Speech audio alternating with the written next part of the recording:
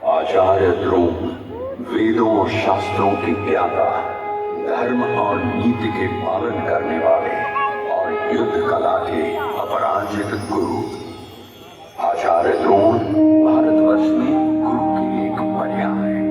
आचार्य द्रोण जिन्होंने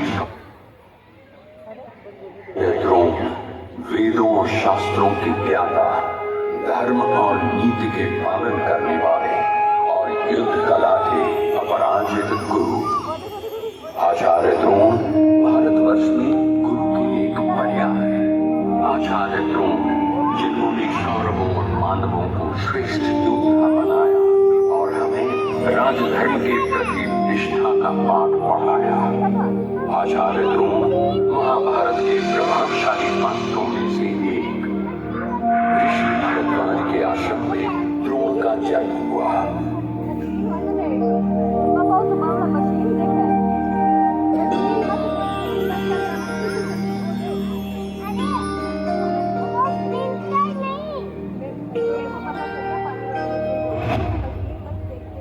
जब ऋषि गंगा नदी के तट पर स्नान कर रहे थे तो उन्होंने घृतांची नामक अप्सरा को देखा।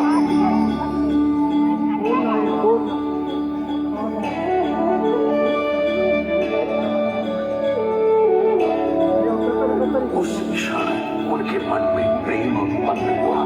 प्रेमवश पैदा हुए शिशु को उन्होंने एक द्रोण अर्थात मिट्टी के पात्र में सुरक्षित कर लिया, जिससे एक दिव्य बालक का जन्म हुआ। मिट्टी के द्रोण पात्र से पैदा होने के कारण उसका नाम द्रोण रखा गया। बचपन में ही आश्रम में उन्होंने वेदों, शास्त्रों और शस्त्रों का अध्ययन किया।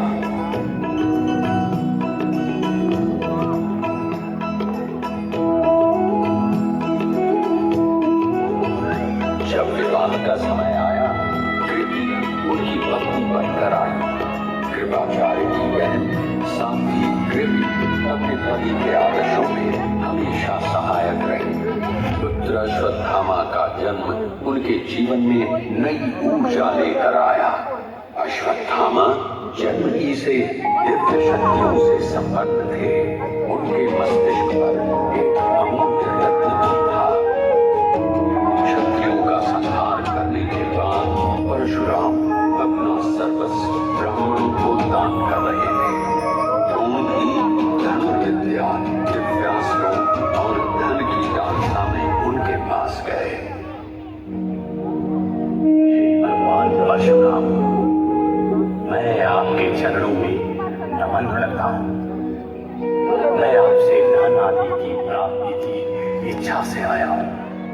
मैंने अपनी धन संपत्ति ब्राह्मणों को दान कर दी।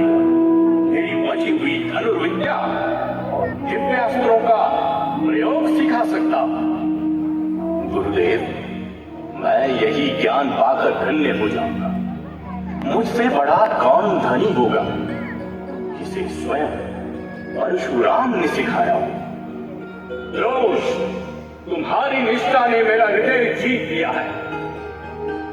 ज्ञान ही सबसे बड़ा दान है और मैं इसे अपने तक सीमित नहीं रखूंगा। आओ, मैं तुम्हें उन दिव्यास्त्रों का रहस्य सिखाता हूं जिन्हें मैंने स्वयं वर्षों की तपस्या से पाया है। ब्रह्मास्त्र